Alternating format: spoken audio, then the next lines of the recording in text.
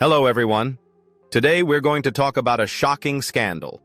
Pawn Stars Rick Harrison confessed in court that he killed his father, Richard Old Man Harrison. What was behind this act? Let's explore the shocking revelations. The biggest scandal in the history of Pawn Stars has just broken out. Rick Harrison confessed in court that he killed his father, Richard Old Man Harrison. The dark secrets hidden behind the gold and silver pawn shop are gradually revealed, destroying the image of a perfect family. What pushed Rick to this path? Let's dig deeper into this shocking story.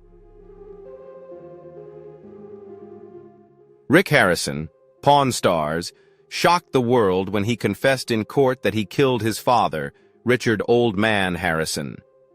The dark secret behind the gold and silver pawn shop was exposed, destroying the family empire. Leave comment. Number 1 if you find this story worth pondering, and share your thoughts on Rick's motives.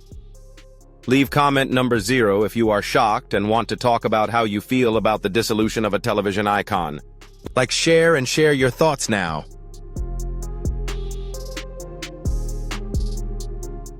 The courtroom was so silent you could almost hear the weight of thousands of unspoken questions pressing down upon the walls. Cameras flashed frantically from the press area, yet not a single reporter dared speak louder than a whisper. Everyone was waiting for something no one could predict, no one could prepare for. Sitting at the center of it all was Rick Harrison, a face known and loved by millions, slightly hunched on a chair that suddenly seemed too large for him. His hands trembled as he adjusted the microphone in front of him. And then, like a gunshot breaking the silence, Rick's voice echoed out, shaking the very foundation of the courtroom. My father was the first," he said, his voice rough, almost unrecognizable.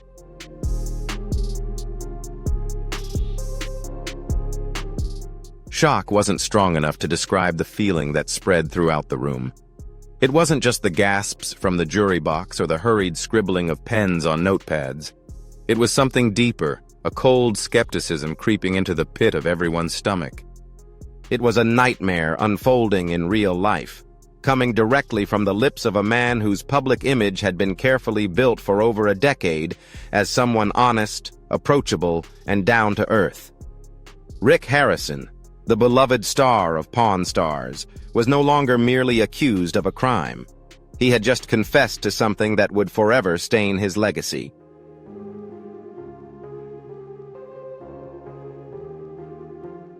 In the next few moments, we will take you through the entire tragic journey, from the earliest cracks in the relationship between Rick and Richard, to the chilling final days leading up to the shocking revelation in court. We'll uncover previously untold stories from insiders, reveal shocking evidence that only emerged after the confession, and examine the devastating consequences that continue to unfold.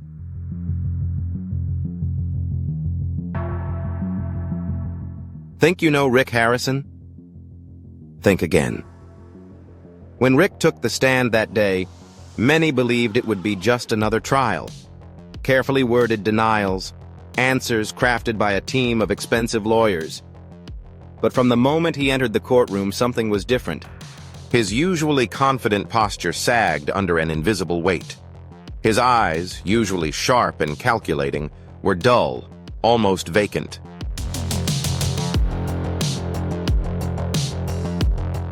Many began to wonder whether the pressure of so many years had finally broken his calm shell, or whether Rick Harrison had a dark secret that had become too much to bear, to the point where he could no longer keep it hidden.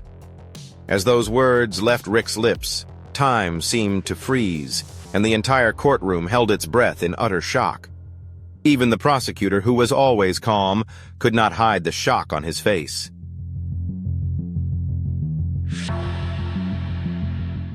The defense table paled. Even the judge leaned back in his chair, as if trying to distance himself from the weight of the words that had just rung in the air. But why had Rick done this? Was it an accident? A heated argument gone too far?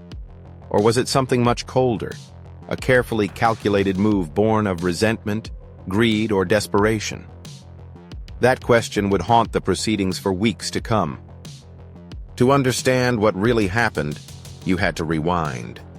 You had to look past the polished television show, the carefully crafted images, the playful father-son relationship that had been broadcast to millions. Because behind the lights, the deals, and the laughter, cracks were forming, cracks that no one on the outside could see. Or perhaps they simply chose not to see. Those close to the Harrison family told a very different story than America saw. Off camera, there were arguments, power struggles, bitter silences that lingered over holiday dinners. There were whispers that Rick resented the way his father never really empowered him, that he always felt like a sidekick to the larger-than-life image of old man Harrison. Even as Rick increasingly took control of the store and the brand, his father's shadow was always there, stubborn and unyielding. Money doesn't help. If anything, it only makes things worse. As the show's success explodes, so do tensions over ownership, inheritance, and legacy.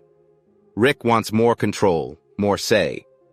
His father, a staunch traditionalist, refuses to step aside. To Richard Harrison, the pawn shop is more than a business.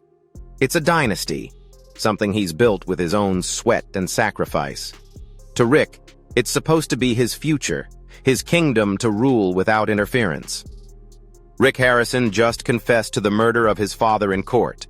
Shocking news that has shocked the world. Leave a comment number 2 if you believe Rick is truly guilty, or number 5 if you think there's more to the story. Don't forget to like, share, and subscribe to the channel to stay updated with the latest news.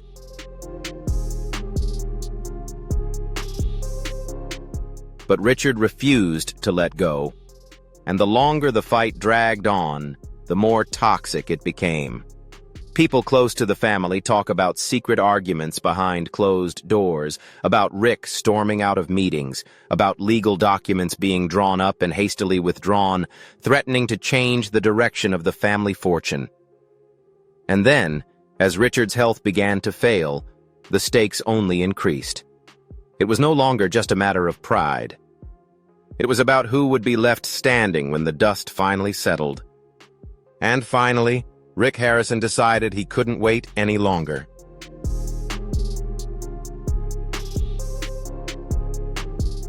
The confession stunned not just the court, but the nation. Not just that Rick admitted to playing a role in his father's death, but the coldness with which he described it. The calm way he recounted the moment he helped ease the pain, as he put it, even though prosecutors would later argue that it was anything but a mercy. He spoke of frustration, of sleepless nights, of growing anger as he watched the man he both loved and hated slip away, taking with him the power Rick so desperately craved.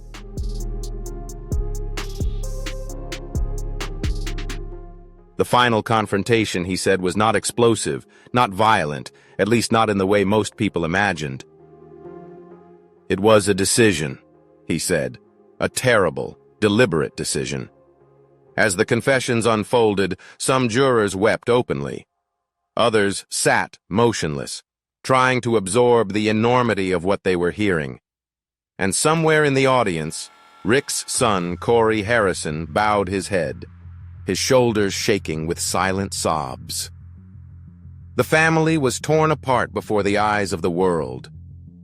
In the days that followed, the world struggled to make sense of it all.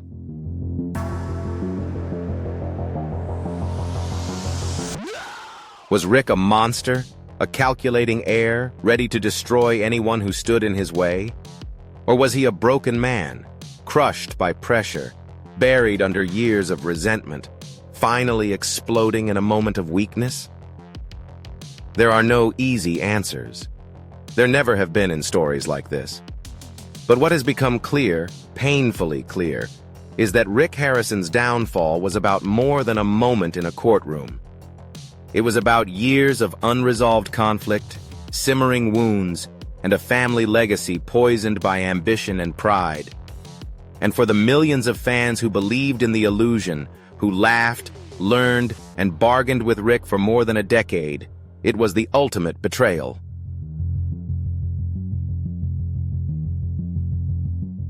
The perfect image was shattered. The man they thought they knew was a stranger. As the court prepared for sentencing, as the media continued to analyze every word, every glance from that fateful day, one thing remained certain. The story of Rick Harrison's confession was more than a scandal. It was a tragedy that left behind more than a broken family or a fallen TV star. It left behind a chilling reminder of how even the most dazzling success stories can hide the darkest secrets.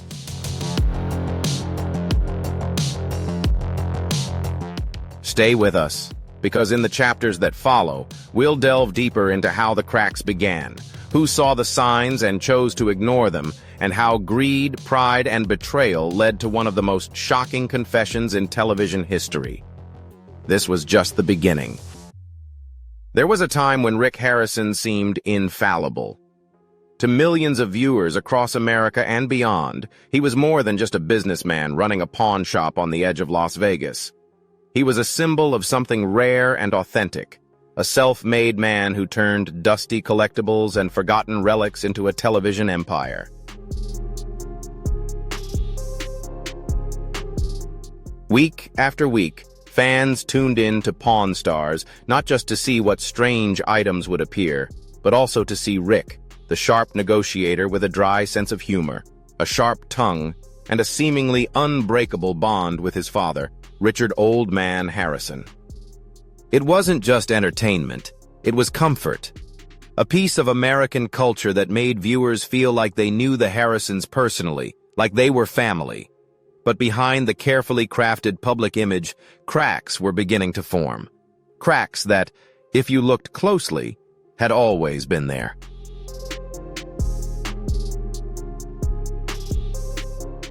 Born in Lexington, North Carolina, in 1965, Rick grew up under the strict and watchful eye of Richard Harrison, a Navy veteran known for his iron discipline and iron will. Rick learned from a young age that life was about survival. There were no freebies, no shortcuts. You worked hard or you ate nothing. That experience was deeply ingrained in Rick and shaped who he became. As a teenager, Rick struggled. He dropped out of high school in the 10th grade, a decision that haunted him for years. But he refused to drift aimlessly. Instead, he threw himself into business with a fierceness that would come to define his career. In the 1980s, Rick and his father opened a jewelry store that would eventually evolve into a world-famous jewelry pawn shop. It wasn't glamorous at first. It was hard work, the kind that grinds down the weak and discards them.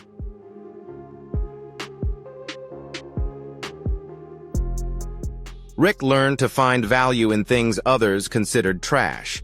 He learned to negotiate, haggle, read people, and slowly but surely, he built something real.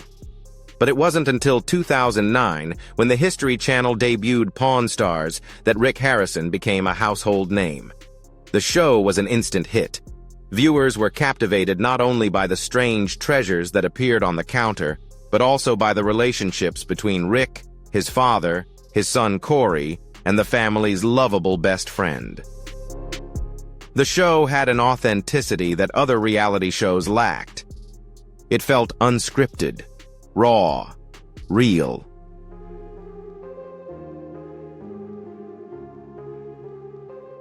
At the center of it all is Rick, the no-nonsense guy who can spot a fake from afar and steer a difficult deal without breaking a sweat.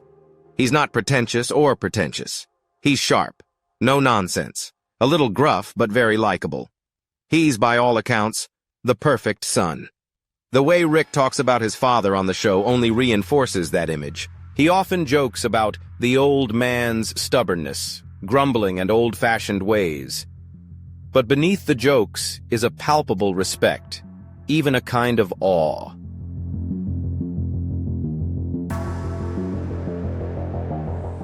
It was Rick who shaped the old man into the foundation of the store, its moral compass. It was Rick who credited his father with teaching him everything about business, about life. It was easy to believe in the bond between them. It was easy to see Rick as the devoted son carrying on his father's legacy.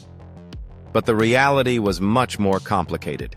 Behind closed doors, the relationship between Rick and Richard was tense, sometimes even toxic. Those close to the family describe a relationship based not on mutual respect, but on an explosive mix of competition, resentment, and unspoken animosities.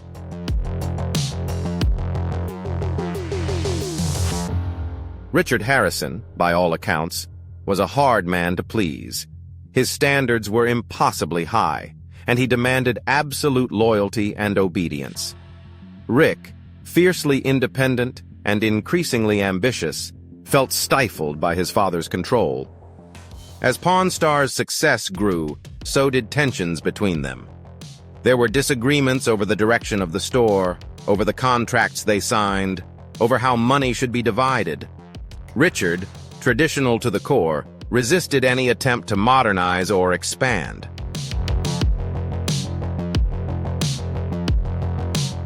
Rick, always the opportunist, saw bigger opportunities slipping through their fingers. Publicly, Rick maintained a grateful son persona. Privately, he bristled at the restrictions his father had imposed. The show's producers walked a delicate line. They knew the tension between Rick and Richard was real and sometimes made for great television. But they also knew that exposing too much of that tension could damage the brand. So they edited carefully, choosing moments that showed playful banter instead of bitter arguments, highlighting moments of teamwork instead of conflict.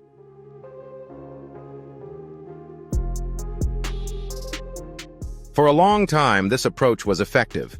The audience believed the story Rick told. They saw him as someone who honored his father's legacy, rather than someone who resented it. At times, Rick himself seemed to believe in it. In interviews, he always spoke about his father with admiration, praising his wisdom, work ethic, and resilience. He shared stories about the lessons he had learned growing up and the values his father had passed down to him.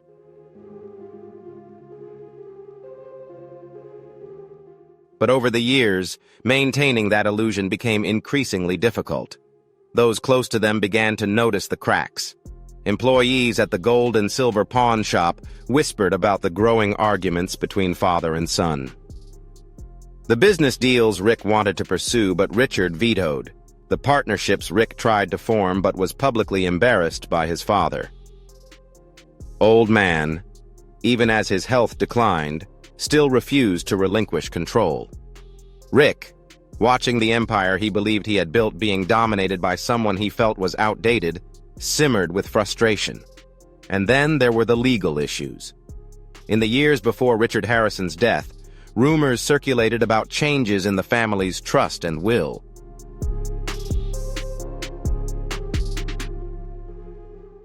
Accusations of forged signatures, secret meetings with lawyers, plots to remove certain family members from the fortune. Rick was at the center of it all. To the outside world, he was still the perfect son. But to those behind the scenes, it was clear that Rick Harrison was fighting not just for the family business, but for supremacy, for control, for recognition. He no longer wanted to be the old man's apprentice. He wanted to be king. The burden of that internal struggle grew as Richard's health deteriorated.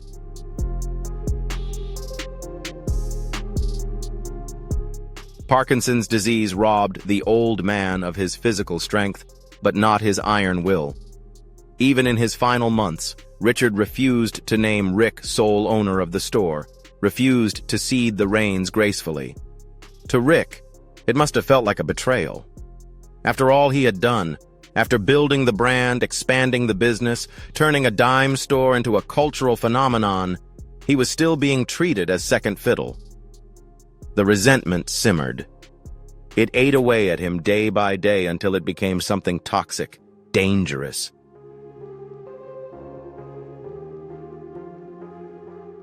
And yet, even as the pressure mounted, Rick maintained his facade. He smiled for the cameras. He joked with fans. He shook hands, signed autographs, and posed for selfies, because that was the image he had built. And he knew he couldn't let it crack. The perfect son, the loyal heir, the American success story. But behind the smile, behind the jokes and handshakes, something dark was growing. An uncontrollable rage, a bitterness that would eventually explode in unimaginable ways.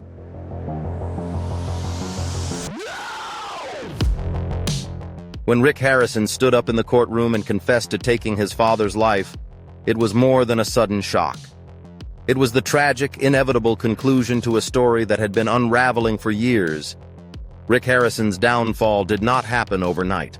It was not a moment of madness or a single act of violence. It was a slow decline, fueled by ambition, pride, resentment, and a desperate need to escape the shadow of a man he had never truly surpassed. The saddest part is that it didn't have to end this way. There were countless moments when Rick could have chosen a different path, when he could have walked away, started over, built something of his own without destroying the man who raised him. But he didn't. And now the perfect son is exposed for what he truly is, a man who let his thirst for power destroy the very foundation he claimed to hold dear. As we continue, the story only gets darker. We'll uncover bitter secrets hidden in the Harrison family's past, betrayals and lies that led to that fateful day in court.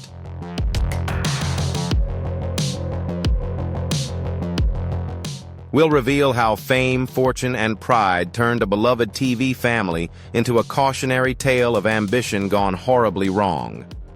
Because the truth about Rick Harrison is far more complicated, far more heartbreaking than anyone could have imagined. And the story is just beginning. When the cameras roll in gold and silver pawn shop, everything looks easy. The deals are hot. The jokes come fast. The friendship between Rick, the old man, Corey, and Chumley feels natural, not forced.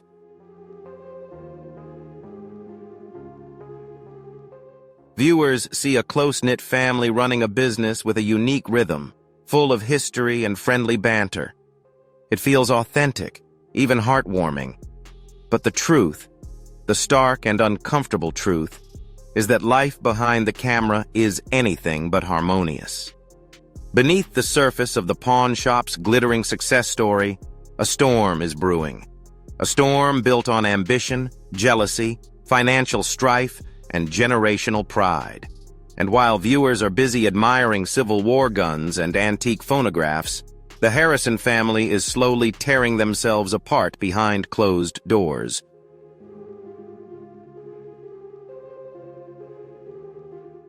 It wasn't always like that. In the early years, the success of Pawn Stars created a buzz around the shop. The deals were better. The lines were longer. Tourists from all over the world flocked to Vegas just to catch a glimpse of the famous crew. Money poured in like never before. Suddenly, the dusty shop became a brand. T-shirts, bobbleheads, coffee mugs, the Harrison family's faces were everywhere. Rick was, without a doubt, the architect of that success. He negotiated the show's initial contract. He planned the merchandise deals.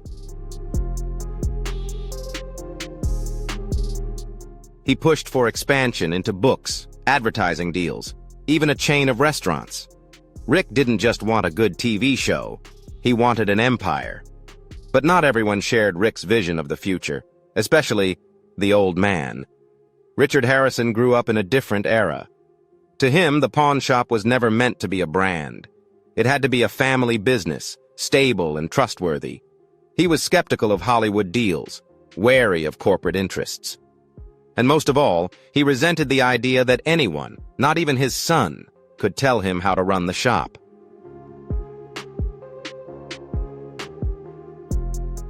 The tension between father and son simmered quietly at first, only noticeable to those who worked closely with them.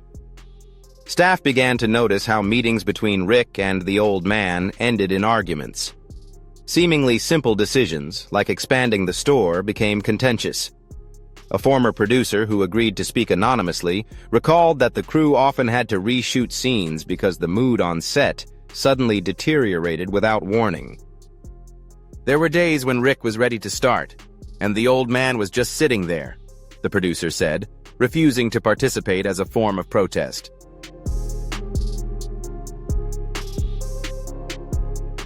Rick would give a wry smile, but you could see he was seething inside. It wasn't just business decisions that caused the conflict. It was generational pride, clashing worldviews, and a widening gap over who was really in charge. As the show's popularity soared, so did Rick's public image. Interviews with major magazines portrayed him as the mastermind behind the operation. Talk shows praised his business acumen, his shrewdness. Fans asked for Rick's autograph more than his father's, and that hurt Richard deeply. The old man, once the undisputed patriarch of the pawn shop, is slowly being overshadowed by the son he once guided. And Richard Harrison is not the type to quietly retreat into the background. At first, the old man resists in small ways, refusing to participate in certain deals, vetoing Rick's proposals at shop meetings, undermining Rick's authority in front of the staff. But as he ages and his health declines, the fights become more desperate, more public. During filming, the tension sometimes spills over onto the screen.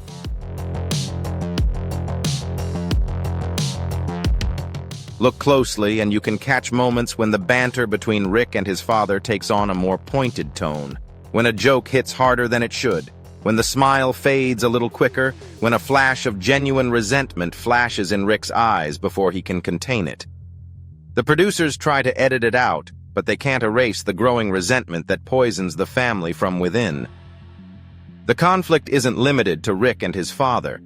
Rick's son, Corey Harrison, often finds himself caught in the middle.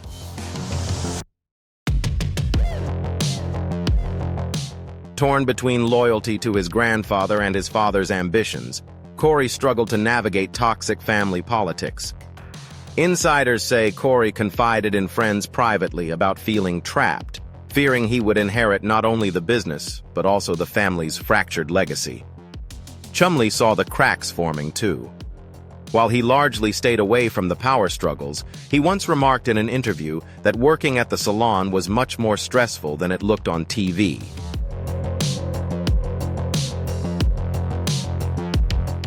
As the years passed, the toxic environment behind the scenes only worsened. Financial disputes became more bitter. Rick wanted to reinvest the show's profits into aggressive expansion, new stores, franchise opportunities, product lines. Richard opposed every move, calling it reckless, greedy. He accused Rick of turning the family name into a circus. Rick, in turn, accused his father of holding him back, refusing to adapt to a changing world.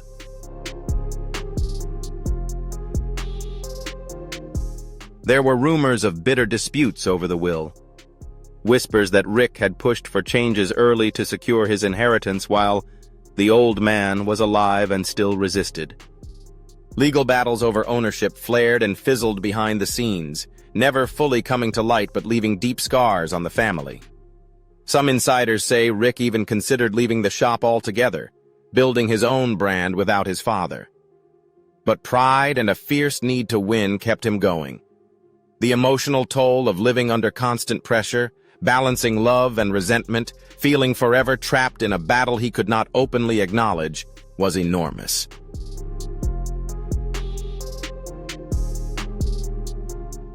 Friends close to Rick say he became increasingly unstable. Mood swings, bouts of drunkenness, periods of deep depression alternated with bursts of frenetic energy. He had a storm inside him, said a longtime associate, and you could feel it growing stronger every year. The final years before Richard Harrison's death were the most bitter. As the old man's health declined, he became less and less involved in the day-to-day running of the salon. But he refused to formally hand over control to Rick.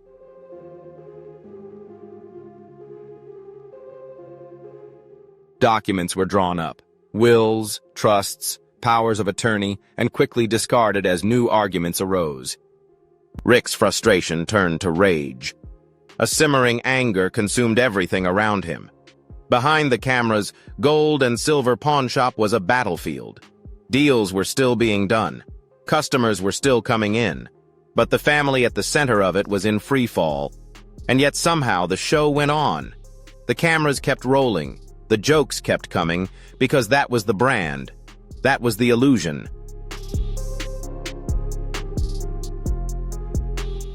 But every illusion has a breaking point. Rick's confession in court wasn't a moment of madness. It was the final chapter in a tragedy that had been building for years. A tragedy written from every unresolved argument, every bitter betrayal, every silent resentment that simmered behind the pawn shop walls. The smiling faces on television were masks. And when those masks finally fell away, the truth was darker and more brutal than anyone could have imagined.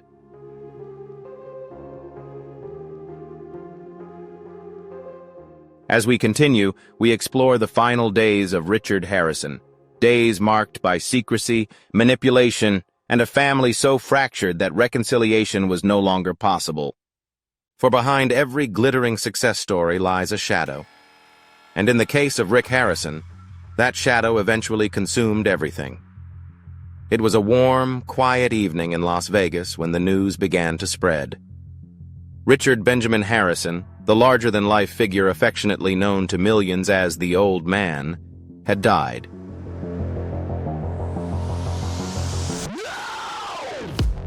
Initially, tributes poured in. Fans, celebrities, and friends took to social media to mourn the loss of a television icon.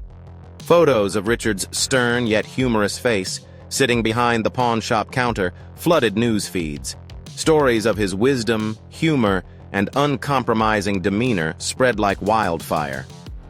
But inside the gold and silver pawn shop, behind the edited tributes and public mourning, a much darker story was unfolding.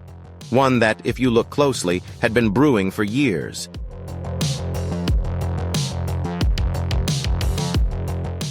And in those final days, it became clear how deep the rifts in the Harrison family ran.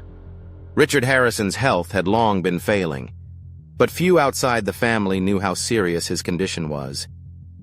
The old man, who had once commanded respect with a snarl or a raised eyebrow, was a shadow of his former self.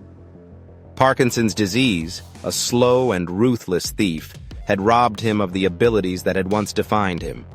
His sharp mind, his steady hand, his quick wit. For a man like Richard, whose life had been built on discipline, strength, and pride, the disease was an unforgiving affront.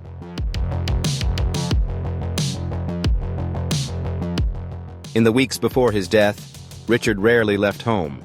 When he did appear at the shop, it was for brief, almost ritualistic visits.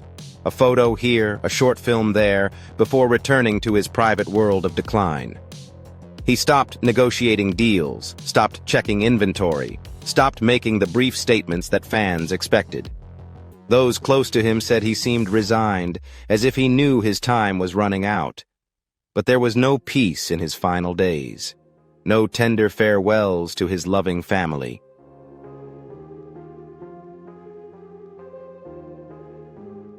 Instead, there were whispered arguments behind closed doors.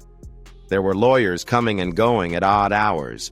There were documents to sign, amendments to make, decisions that couldn't wait for the natural order of things. Insiders describe a tense, almost besieged atmosphere around Richard's house. His son, Rick Harrison, was always present, but not as many people imagine. Not the devoted son sitting by his father's bedside, holding his hand, retelling stories of the good old days. He was a cold businessman, arranging meetings, pushing changes to legal documents, arguing with other family members over inheritance and control.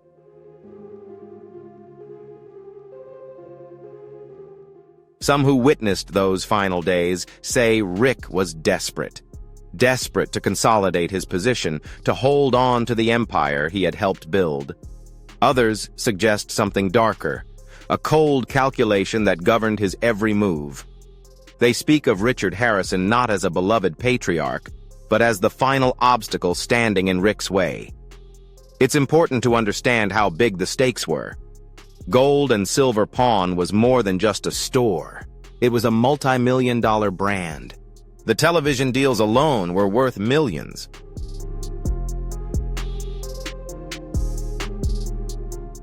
Licensing deals, merchandise, and side deals hung in the delicate balance. And as Richard's health declined, so did Rick's patience. Those familiar with the situation recall a particularly somber meeting just 3 weeks before Richard's death. Attorneys, notaries, and advisors gathered around Richard's bed, papers spread out before him. Rick stood nearby, pushing for an amendment to the family trust, calling for changes that would give him complete control when his father died. At one point, according to a source who was present, Richard hesitated, his hand shaking as he tried to hold the pen. Rick is said to have leaned over and whispered something in his father's ear. No one but Richard and Rick heard the words, but whatever they were, it was enough. Richard signed. The amended document disinherited other family members, including one of Rick's brothers, concentrating power and wealth in Rick's hands. It was a shocking move, and one that many would later contest in court. But for the moment, Rick got what he wanted. All that remained was the inevitable final act.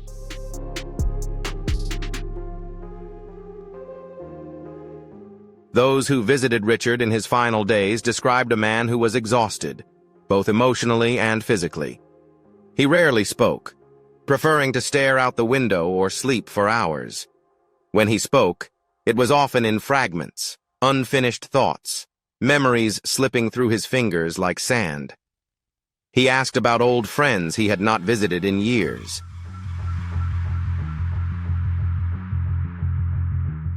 He talked about his time in the Navy, about the early days of the pawn shop when money was tight and the future uncertain. Rarely, if ever, did he mention the present, about the show, about the brand, about the empire that had grown beyond anything he had ever imagined. A nurse assigned to care for Richard in his final weeks later recalled a heartbreaking moment. She found Richard sitting alone in the living room, leafing through an old photo album filled with black and white photos of his early life. When she asked if he wanted company, Richard is said to have smiled sadly and said, "I have friends, just not the kind that stay when it matters."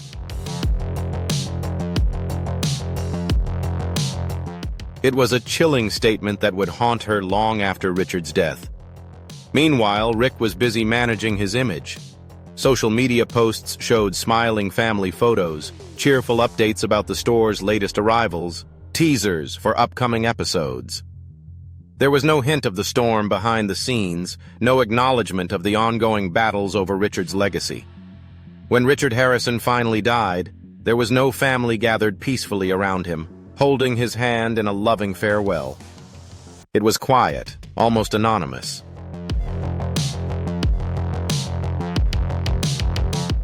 A nurse found him unresponsive one morning, the soft beeping of a monitor the only sound in the room. Rick was notified shortly afterward, but insiders say he didn't rush to the hospital. Instead, he made a few calls to his lawyer, his PR firm, his producer before arriving a few hours later. The official statement from the family was brief, respectful, and painfully edited. It spoke of Richard's military service, his contribution to the pawnbroking industry, his role as a beloved father and grandfather. It made no mention of the legal battles that simmered beneath. It gave no hint of the confession that would later shake the world. But to those who knew what was going on behind the scenes, the statement was just another mask, a carefully constructed illusion to protect the brand, to shield the empire from the truth. The old man's final days were not the formal farewell he deserved. They were a battleground, a bitter, heartbreaking end to a life spent building something lasting. And for Rick Harrison, they were the final step toward a decision that destroyed everything he had claimed to hold dear. Because when Rick stepped up to the plate and confessed, he was confessing to more than a moment of weakness. He was confessing to a betrayal that had been building for years, a betrayal born not of a sudden rage, but of a slow descent into unchecked ambition and forgotten humanity.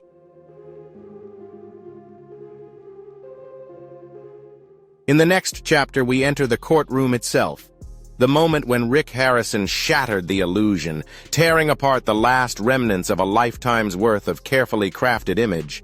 And as you'll see, the confession wasn't a slip of the tongue.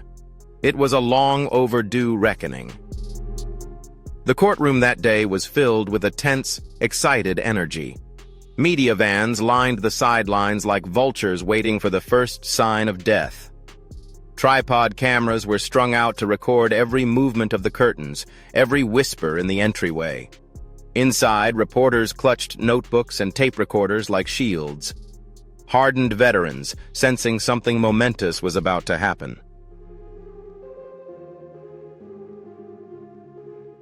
At the center of it all was Rick Harrison, once the face of one of America's most beloved reality TV families. Now he was just another defendant, one stripped of his celebrity armor and exposed to the cold, impersonal gaze of the justice system. From the moment he entered the courtroom, it was clear that Rick was not the man the public thought they knew. Gone was the confident negotiator with the easy smile. In his place was a haggard figure, worn by months, perhaps years, of internal decay.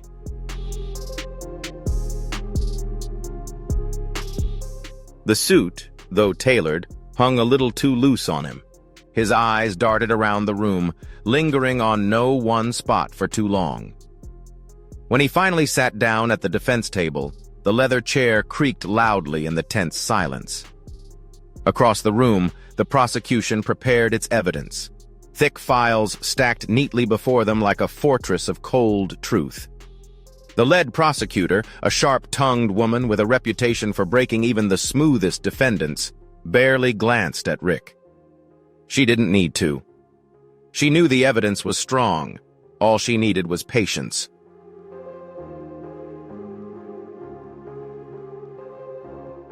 The judge, a stern man with silver hair and a gravelly voice, called the court to order. Rick's defense attorneys shuffled papers and whispered hurriedly in his ear, but Rick barely responded. He sat motionless, staring somewhere above the judge's head, lost in a world only he could see. And then the moment came. "Mr. Harrison," the judge said, "you may continue with your testimony." There was a long, heavy silence. Everyone in the room leaned forward, holding their breath. Rick adjusted the microphone, his fingers shaking.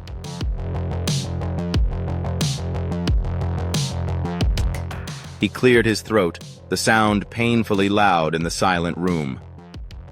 "My name is Rick Harrison," he began, his voice shaking. "I'm here to tell the truth." The simplicity of the statement was almost shocking. For a moment, it seemed as if Rick might retreat into his rehearsed denials, as so many had done. The usual defenses, misunderstanding, manipulation, betrayal by those he trusted, the standard script. But Rick didn't follow the script. Instead, he leaned forward, his face twisted with guilt and exhaustion, and spoke the words that would echo across the country that night.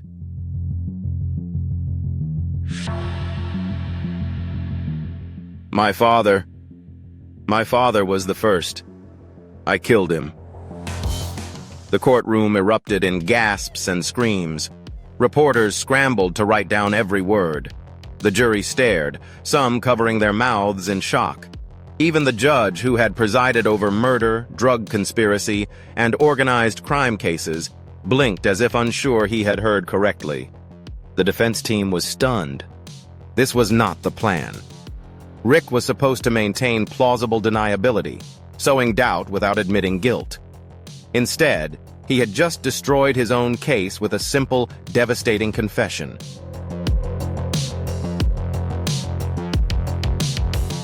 The judge banged his gavel for order, but it took several long moments for the noise to subside. Rick continued, his voice firmer now, as if relieved to finally speak the truth. "I didn't want it to happen that way," he said. "But it wasn't an accident either. It was a choice." He went on to describe the final months of Richard Harrison's life, painting a picture of a family at war with itself. He spoke of fights over money, over control, over legacy. He spoke of feeling trapped, watching his father fade away while clinging to the power Rick believed he deserved.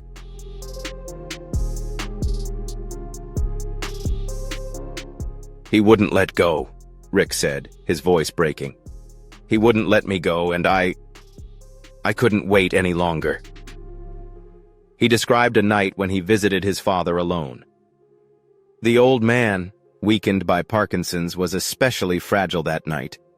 Rick brought him medicine, helped him into bed, and then, in Rick's words, made a decision. "I sat there for hours," he said, "thinking about everything, about how he didn't trust me, about how he didn't believe I could go on without him by my side. And in that moment, I hated him for it."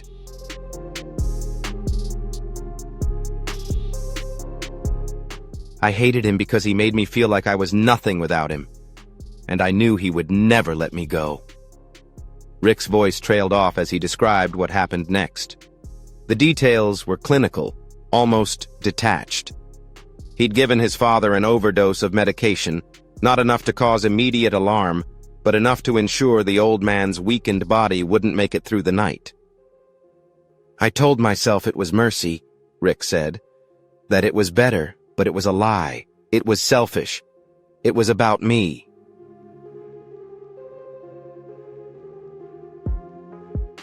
The courtroom listened in stunned silence as Rick bared his soul, revealing every sinister motive, every justification, every moment of weakness that led him to end his father's life. "I thought I could live with it," he said. "I thought I could move on, build something bigger, something better. But I was wrong." When Rick finished his testimony, the room fell into an unprecedented silence. It wasn't just the shock of the confession. It was the realization that this wasn't the story of a cold-blooded killer or a calculating heir.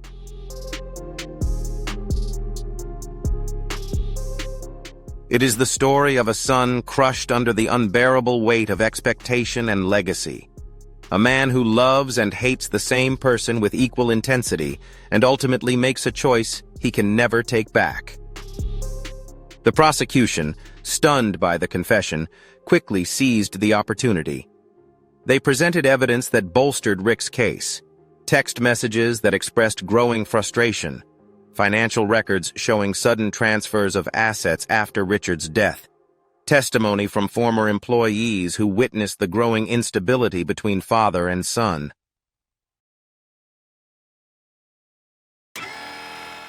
But Rick's words sealed his fate. No amount of cross-examination or witness testimony could undo the damage he had done to himself. In the wake of his confession, the media exploded. News outlets ran non-stop coverage, analyzing every moment of Rick's testimony. Psychologists debated his motives on daytime talk shows. Former fans flooded social media with skepticism. Producers hastily pulled episodes from streaming services. Merchandise sales were quietly discontinued. Tourist traffic to gold and silver pawn shop plummeted.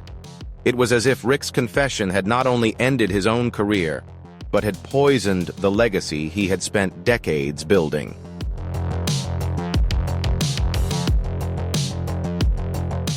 Inside the courtroom, sentencing approached.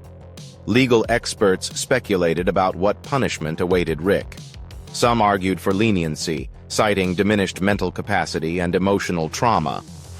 Others called for the maximum sentence, pointing to the cold, deliberate nature of his actions. Rick's defense team, stunned by the confession, could only plead for mercy. "He is not a monster," his lead attorney said in closing arguments. "He is a broken man, the product of a toxic legacy and impossible expectations. He made a terrible mistake, but he has shown sincere remorse."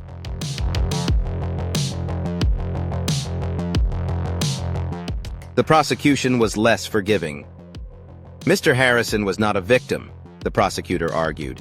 He was a man who put his ambition above human dignity. He could have walked away. He could have chosen a different path. Instead, he chose betrayal. And that betrayal ended a life. As the judge readied his verdict, Rick sat motionless, his hands clasped in his lap. He did not look at the audience, the reporters, or even his family in the audience. He stared straight ahead, as if he could see the prison walls closing in around him. And when the hammer finally fell, sealing his fate, he did not flinch.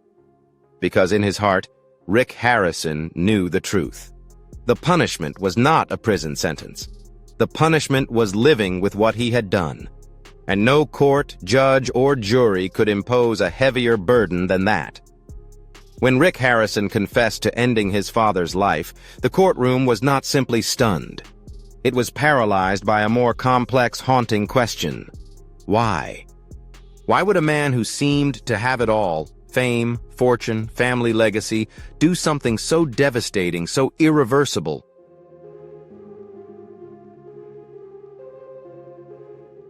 Why not leave?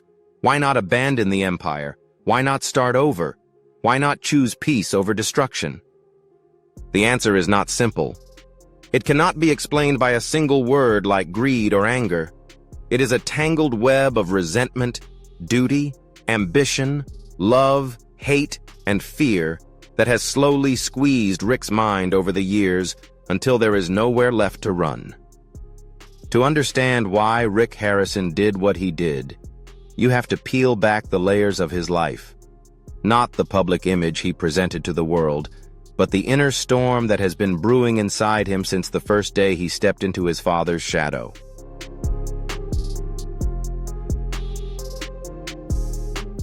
Rick grew up in a world governed by an iron law.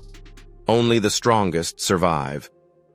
Richard Harrison, who had survived the hardships of military service and built a business from scratch, had no patience for weakness.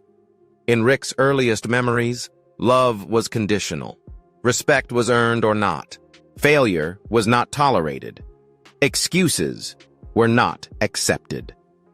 This upbringing shaped Rick into a resilient, determined man. But it also sowed seeds of self-doubt so deep that no amount of success could ever completely erase them. No matter how much Rick achieved, no matter how much wealth or fame he accumulated, he was still the boy who craved his father's approval.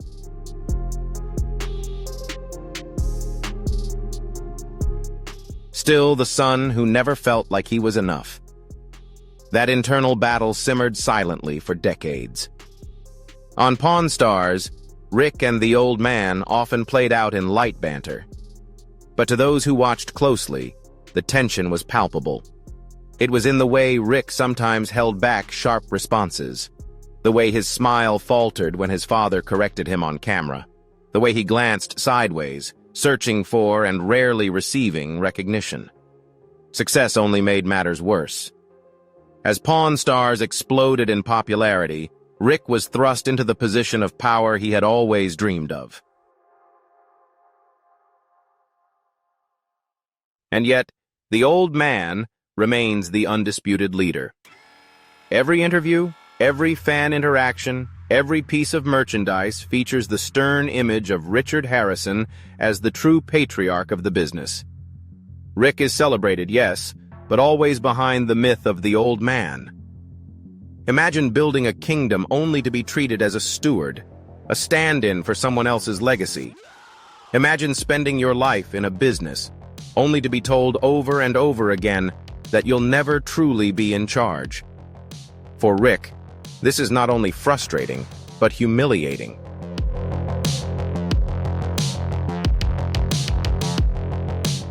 Over the years, as Richard's health declined, Rick saw an opportunity.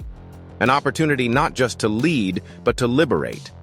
But even as Parkinson's disease robbed the old man of his physical strength, it did not touch his pride.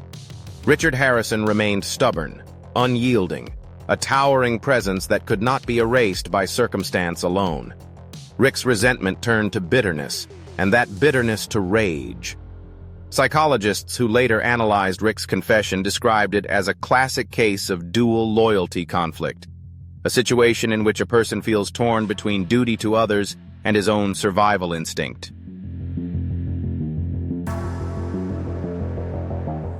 Rick loved his father. He owed him everything. But at the same time, he resented him for the very things he should have cherished. That kind of cognitive dissonance can push a person to the brink. Every interaction between Rick and the old man in his later years became a battle. Not overt, not explosive, but a slow war of attrition. Every refusal to back down, every belittling comment, every reminder that Rick was still the son and never the father of the business ate away at Rick's self-worth. The pressure was immense.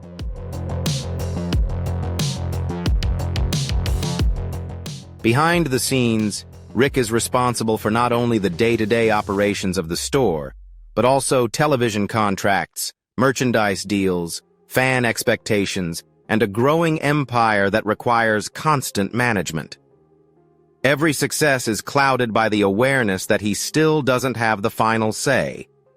Every failure is blamed, explicitly or implicitly, on his inability to fully control the empire he helped build.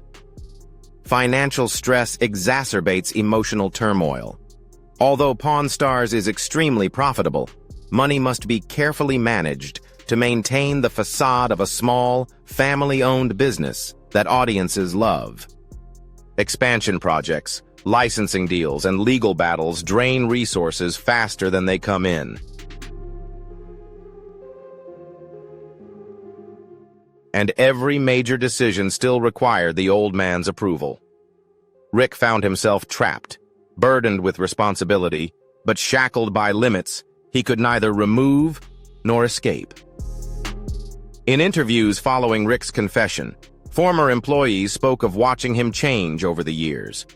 First, he was the ambitious son, desperate to make his mark. Then a frustrated manager, struggling to modernize an aging business. And finally, a bitter, empty man, consumed by the unbearable weight of a legacy he never truly owned. By the time Richard Harrison's health truly failed, Rick's mind was a battlefield. He watched his father's decline not just with sadness, but with cold calculation. Every day, Richard grew weaker. Rick grew stronger. Every faltering step, every moment of confusion, every missed meeting was a step forward.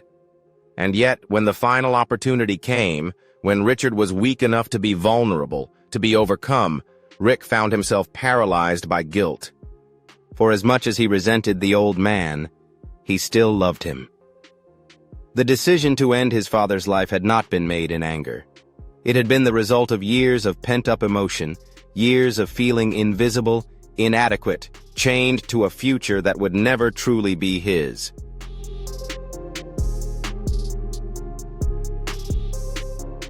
Rick convinced himself it was mercy. He told himself that Richard didn't want to stay in that state, that letting him go quietly, painlessly on his own terms was kind. He saw it as an act of love, an act of dignity. But deep down, Rick knew the truth. It wasn't mercy. It was desperation. Desperation to be free. Desperation to finally step out from under the shadow that had shrouded him for so long. Desperation to take control of his own fate, even if it meant crossing the line of no return.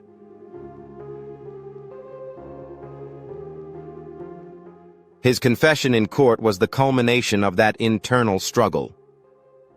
By admitting his guilt, Rick didn't just admit to the crimes he'd committed. He admitted the years of pain, resentment, and failure that had led him to that moment. He admitted that he'd been shaped and ultimately broken by forces beyond his control. And perhaps, in a twisted way, he believed that by telling the truth, he might find some measure of redemption. That by finally stripping away the lies and illusions, he might reclaim a small part of the man he once aspired to be.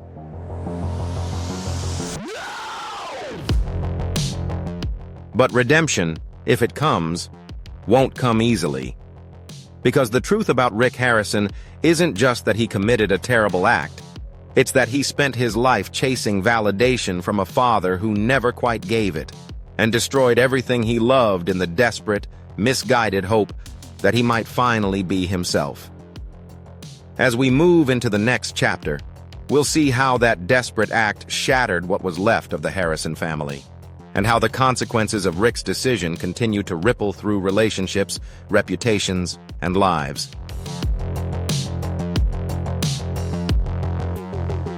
Because in the end, no confession, no matter how honest, no matter how raw, can undo the damage of a lifetime of betrayal. The moment Rick's confession rang out in the courtroom, the damage was not limited to legal documents or public opinion.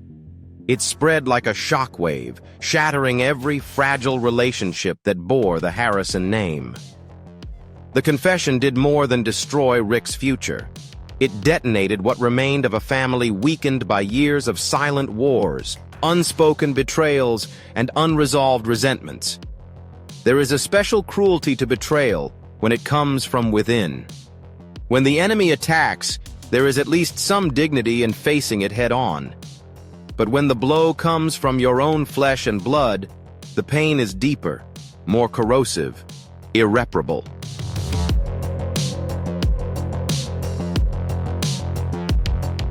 For Rick's son, Corey Harrison, the shock was immediate and devastating. Corey had grown up under the stern hand of Richard Harrison, trained to be strong, independent, unbreakable. He had watched his father and grandfather fight behind the scenes. Yet he had clung to the belief that, despite the conflict, family was sacred. That beneath the arguments and rigid pride, there was love. That loyalty would hold them together. When Rick confessed, that belief was shattered. Corey was in the courtroom the day his father spoke. Those present said he looked almost hollow, as if the ground had been pulled away from beneath him. He buried his face in his hands, shaking silently as Rick recounted the night of his decision.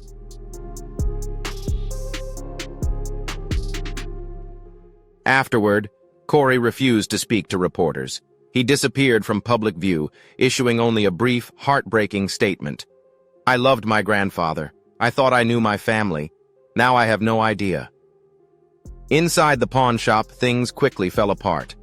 Employees who had once proudly worked under the Harrison name found themselves caught in a whirlwind of anger, confusion, and disillusionment. Some quit immediately, unable to bear the thought of continuing to work in Rick's shadow. Those who stayed, however, found the atmosphere irreparably poisoned. Business slowed to a near standstill. Tourists who once flocked to the gold and silver pawn shop for photos and autographs now cross the street to avoid it. The gift shop, once a bustling hub, is eerily quiet. Shelves of merchandise bearing Rick and the old man collect dust, a grim reminder of how quickly public admiration can turn to loathing. But perhaps the most painful fallout is between the Harrison siblings. While Rick is the public face of the family, Richard Harrison had other children, sons and daughters who largely stayed out of the spotlight. Many of them were cut out of Richard's revised will, a fact that had bred quiet resentment even before Rick's confession. Now that resentment has boiled over into a full-blown rage. In the weeks since the confession, several of Rick's siblings have come forward with shocking allegations. They accuse Rick of manipulating their father in his final days, isolating him from the rest of the family, and forging or forcing changes to his will that made Rick the primary beneficiary. One brother, speaking anonymously to a local newspaper, described a chilling scene. "We weren't allowed to see our father without Rick's permission. Every time we tried, there was an excuse. He was tired. He was confused. He couldn't handle visitors. We trusted Rick, and now I'll never forgive myself for not fighting harder."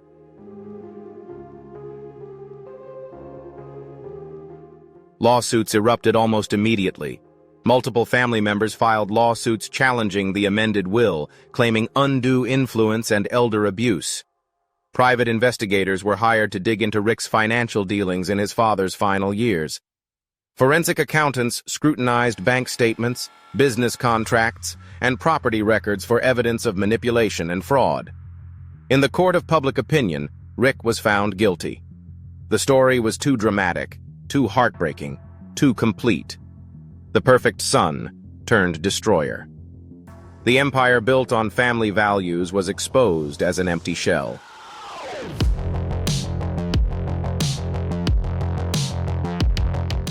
Even Rick's former defenders began to quiet down. Former employees who had praised his leadership now spoke of a man increasingly consumed by greed and paranoia. Old friends kept their distance, citing the toxic atmosphere that surrounded Rick in the final years before his confession. There were whispers of other, darker secrets. Rumors that Rick used his position to stifle dissent, pushing out family and employees who challenged his authority. Rumors of hush money to keep certain incidents off the record. Some accusations were buried. Nothing was ever proven. But the damage to Rick's reputation was done.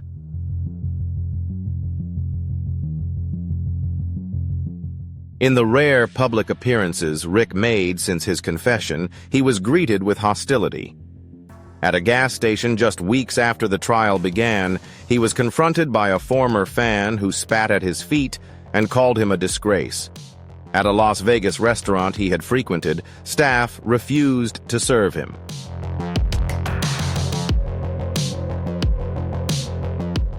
Rick retreated into isolation, his world shrinking by the day. The pawn shop, once a symbol of resilience and entrepreneurship, was now a mausoleum for an imploding legacy. The lights were still on, but the spirit was gone. At the heart of the collapse was a simple but brutal truth. Rick had betrayed not just his father, but the very idea of family. The Harrison name, once a source of pride, became a cautionary tale. In later interviews, Corey struggled to find the words to describe the loss. It wasn't just that he was gone, Corey said of his grandfather. It was that everything he stood for, loyalty, respect, family, was betrayed by the person he trusted most.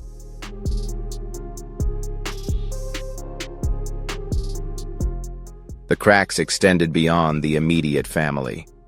Vendors who had worked with the pawn shop for years severed ties. The History Channel, desperate to salvage its reputation, announced it was reviewing its relationship with the gold and silver brand. Sponsorships dried up. Merchandise was pulled from shelves. Yet through it all, Rick remained silent. Some speculated he was preparing an appeal, a last-ditch legal bid to reduce his sentence. Others believed he was broken, too torn by guilt and shame to face the world he had so thoroughly betrayed.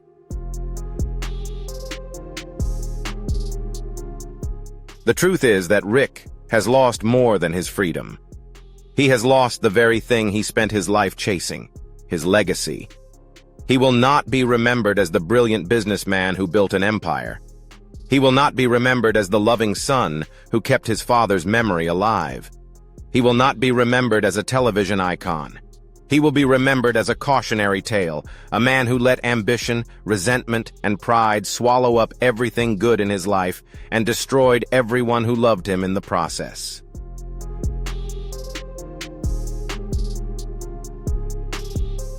As the lawsuits dragged through the courts, as the pawn shop languished on the edge of Las Vegas Boulevard, one thing became clear. There was no turning back. There was no redemption. The Harrison family was done. And Rick Harrison, once the golden son, stood alone in the ruins of his own making. As we move into the next chapter, we will examine how the public reacted to the shocking collapse and how the once impregnable Pawn Stars empire crumbled almost overnight under the weight of betrayal, greed, and lost trust.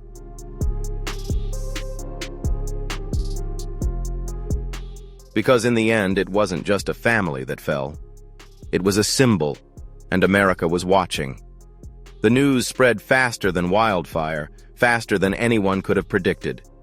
Rick Harrison's confession exploded across the internet, cable news, social media, and radio waves with an intensity rarely seen outside of presidential scandals or global disasters. Within hours, headlines screamed from every corner of the media landscape. Beloved reality star admits to taking his father's life. Pawn Stars Rick Harrison confesses to betrayal and murder. America's favorite pawn shop family shattered forever.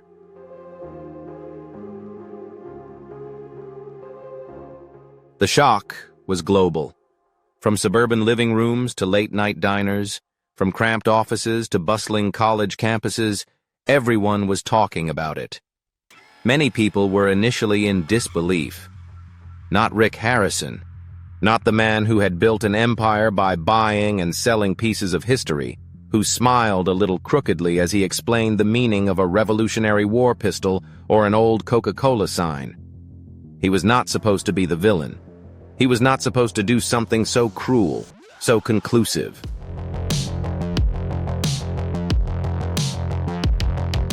Fans flooded Pawn Stars forums and Facebook groups, desperate for answers.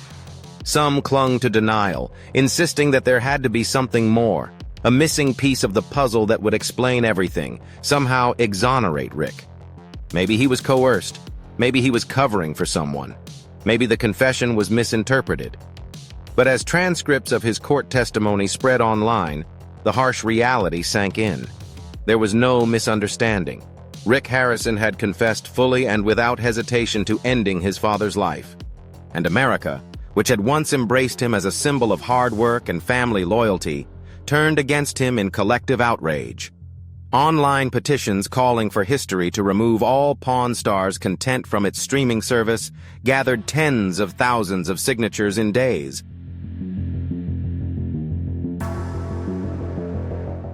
Reddit threads exploded with debate, accusations, and lamentations.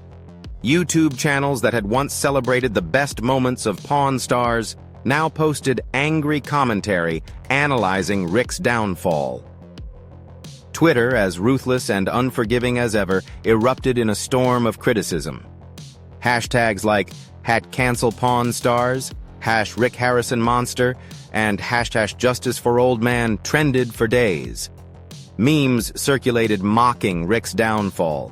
Pictures of him behind bars, photos comparing his TV persona to his courtroom mugshot. For many fans, the betrayal felt personal, the sense that it had all been a lie that hurt deeply. Interviews with longtime fans captured the heartbreak. "I grew up with Rick and his dad," a woman from Ohio said through tears in a local news segment. "It felt like they were part of my family. Knowing that he did this, it was like losing a part of my childhood." A former Marine in Florida who met Rick at a pawn shop event years ago expressed his disappointment bluntly. "He shook my hand, looked me in the eye, said he respected veterans. Turns out he couldn't even respect his own father."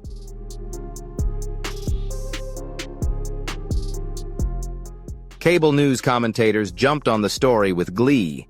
Pundits who once praised Rick's business acumen now analyzed his motives with cool detachment. Psychologists were invited onto shows to explain how power, fame, and unresolved childhood trauma can warp a man's psyche. Legal analysts speculated endlessly about the severity of Rick's final sentence. While cultural critics lamented the death of another American legend, celebrities themselves weighed in.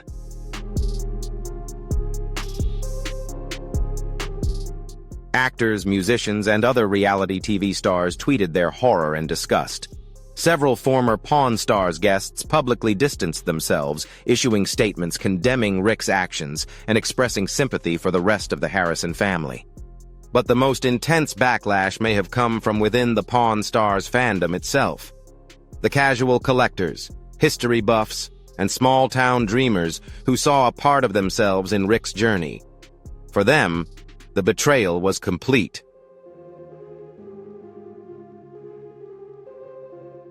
Pawn shops across the country reported a strange phenomenon in the weeks following Rick's confession. Customers brought in Pawn Stars merchandise, T-shirts, bobbleheads, autographed memorabilia, and asked to sell it, often for pennies on the dollar. They didn't want the money, they just didn't want the reminders. One Tennessee pawn shop owner put it best. "It was like people were trying to erase a bad memory. They didn't even care what they got. They just wanted it gone."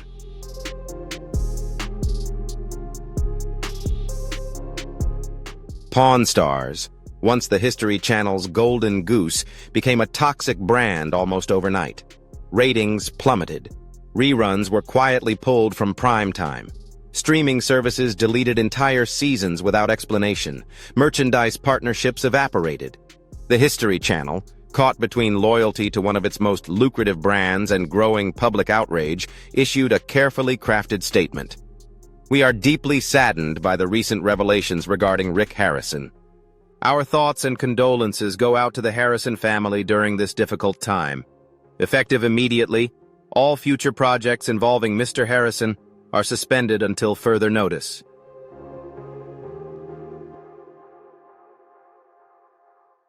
It was, in essence, a death sentence. Pawn Stars, once a cornerstone of American pop culture, was done. In Las Vegas, the gold and silver pawn shop had become a ghost town. Tourists who once lined up for hours to catch a glimpse of the famous team now crossed the street without a backward glance. The few brave enough to visit did so more out of morbid curiosity than genuine concern. Inside, the atmosphere was somber. There were no more cheerful greetings, easy banter, or excitement. The clerks moved through the shop with the languid efficiency of morticians, handling relics of the past with mechanical detachment.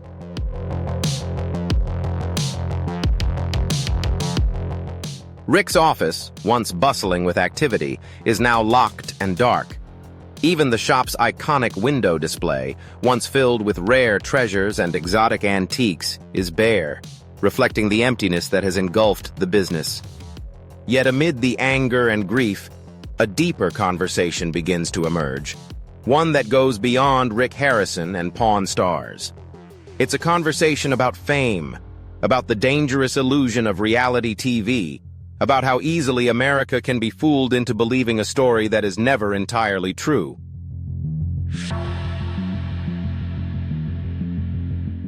Pawn Stars, for all its charm, is carefully edited and polished to present a version of Harrison that fits the American dream narrative. Hard work, family loyalty, respect for history. But behind the cameras, behind the merchandise, behind the friendly smiles, there is a more human, more tragic reality. A reality of ambition, resentment, betrayal, and ultimately destruction. For many Americans, confronting Rick's confession means confronting a painful truth. The heroes we worship are often built on foundations we choose not to see.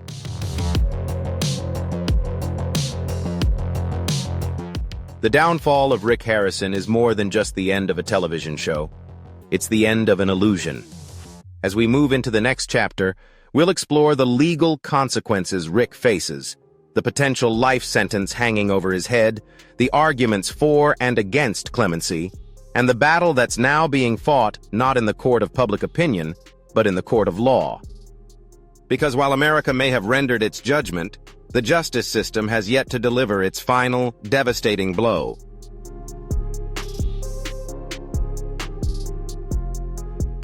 The shocking case of Rick Harrison's confession has shocked the public. But is this really the end, or are there still hidden twists behind? We will continue to update the latest details to you in the coming time. Thank you everyone for taking the time to watch. Goodbye. See you in the next videos.